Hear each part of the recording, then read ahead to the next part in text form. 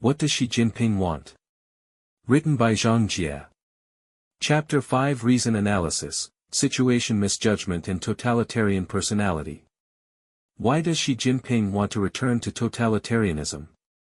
My view is that Xi's learning disability personality, and his cognitive ability determine his dependence on the path of totalitarianism. First, 3 serious misjudgments. First is a misjudgment of China's economic strength.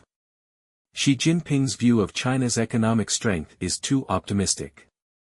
It is true that China's GDP has surpassed Japan's and has become the world's second-largest economy, but the rise of China's economy is not based on its economic strength and the capabilities of technological innovation but mainly on the business opportunities brought by globalization of the economy. China was pushed into the WTO by the US and thus it became the world's factory and relied on non-compliance with WTO rules with high pollution, high energy consumption, low welfare and low human rights to reap huge profits. The year 2009 was the turning point of China's economic boom and bust with the country's threefold economy, investment, domestic demand and foreign trade all went into trouble. The advantages of Deng Xiaoping's reform and opening up policy had been exhausted in the Hu Jintao era. So a comprehensive reform of the political system became necessary. Second, is the misjudgment of the international situation that in the 1990s, Deng Xiaoping had always stressed the importance of hiding one's own strength. He especially exhorted the third generation for collective leadership. He said, "We should not brag, the more we develop, the more modest we should be. Do not casually criticize others, accuse others, do not overstate the words, do not overdo things. Hiding one's own strength should continue for 50 years, not to be the leader, not to be the number one." Xi Jinping arrogantly abandoned Deng Xiaoping's foreign policy and even thought that the world trend was rising in the East and falling in the West, and that the time and trend were on China's side. After the 19th National Congress, he began to change his diplomacy to that of an aggressive warwolf one.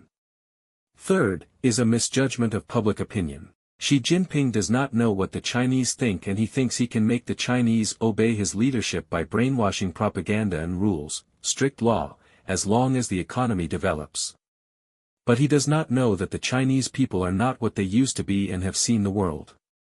The actual idea of the Chinese people is to live and work in peace, not to toss and turn, not to engage in political movements. Of course, the reform of the political system can come slowly and democratization is not rushed. But in their hearts, they agree with freedom and democracy and universal values. Xi Jinping has been in power for 9 years. Still, whether it is the cult of the individual, the advancement of the state-owned enterprises and the retreat of the private enterprises, or the dilution of the Cultural Revolution, China is still the China of Deng Xiaoping's time. The Chinese train is still moving slowly on Deng Xiaoping's track. Some Chinese friends say that in today's China, as long as politics is not involved, the people's lives are not very different from the Deng Xiaoping era. This phenomenon shows that Xi Jinping's return to totalitarianism is not complete, nor can it be. Even the hatred of the West that has emerged in China today is the result of nationalism. It, however, is very different from that of the Mao era. Second, the totalitarian personality. In a democratic country, the character of the state leader does not have much influence on the direction of policy because the parliament and the judiciary will constrain his power. This is not in a totalitarian state where the character of the state leader will have a significant impact on the fate of the state. Thus, for example, Mao Zedong's character has strong hobo characteristics, reflected in antisociality and brutal savagery. Xi Jinping tried to conceal his character before he took over, portraying himself as simple and foolish so that the Communist Party's power groups could accept him. However, when he took power, his original personality soon revealed itself and his totalitarian character became evident.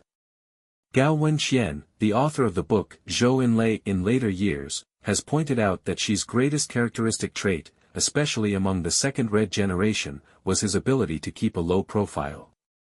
This was the key to his victory in the game with Bo Xilai.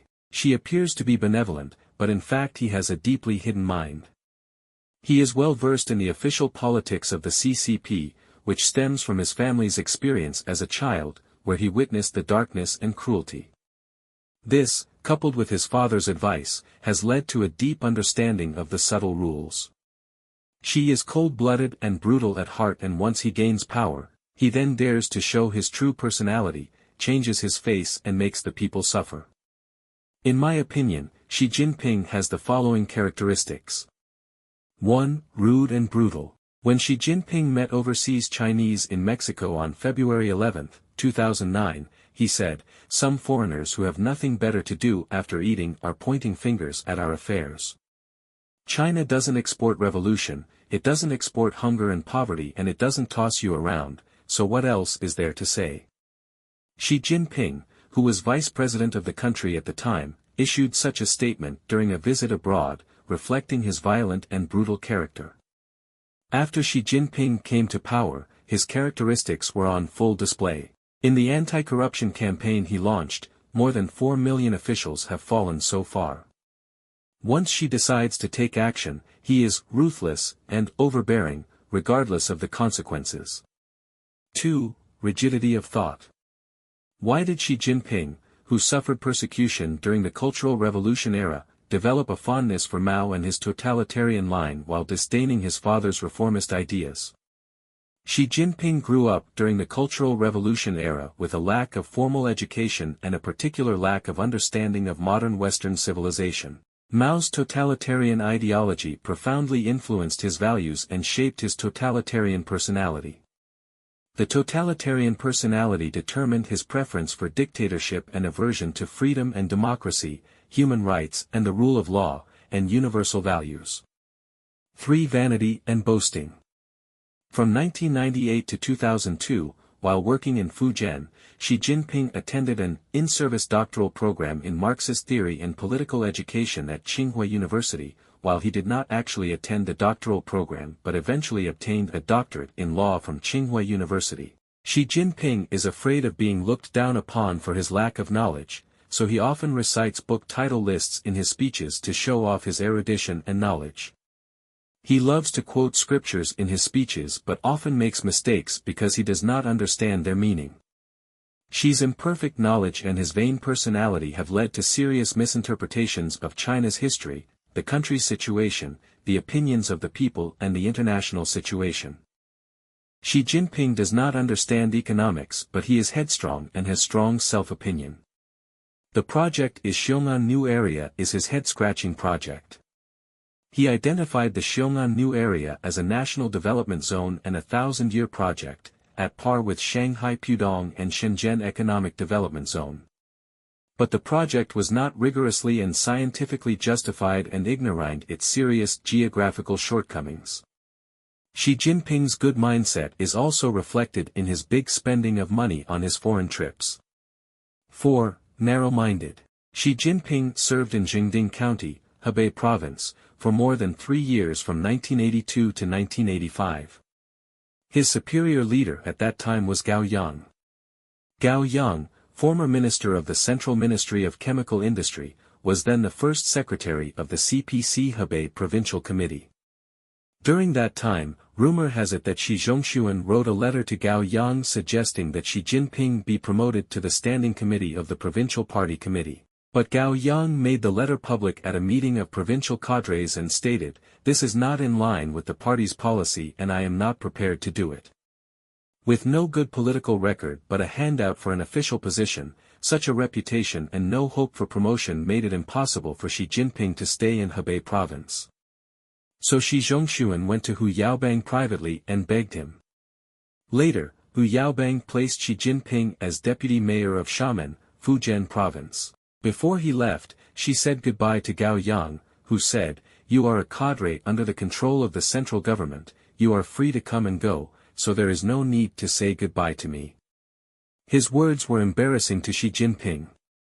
Some years later, when Gao Yang passed away, Xi, as the later president of the party school and former subordinate, did not bid farewell to the body of Gao Yang, nor did he attend the memorial service. Xi Jinping set up a task force to plan and implement the cross-border kidnapping of a Hong Kong Causeway Bay bookseller because of the gossipy little book, Xi Jinping and His Lovers. The incident became one of the triggers of the anti-sending back to China movement in Hong Kong in 2019. In summary, Xi Jinping's rude, brutal, and vain character dictates that he does not fit into a constitutional democracy. As President Biden has said, he has no democracy in his head. Xi Jinping's fossilized and rigid personality makes it difficult for him to accept Western civilization. His narrow-minded and petty personality makes him suspicious and difficult to work with. In his article, The Totalitarian Personality in Bo Xilai's Defeat, Tong Jiwei, a professor at East China University of Political Science and Law, summarizes the 10 characteristics of the totalitarian personality. According to his article, the totalitarian personality is anti-democratic, contemptuous of human rights, intolerant of dissenting voices, aggressive in interpersonal relationships, obsessed with the will to gain power, vengeful and unambiguous, anti-rule of law, and fervent pursuit of power and behavior without bottom line. Looking at Xi Jinping's character and behavior, his character is more typical of a totalitarian personality.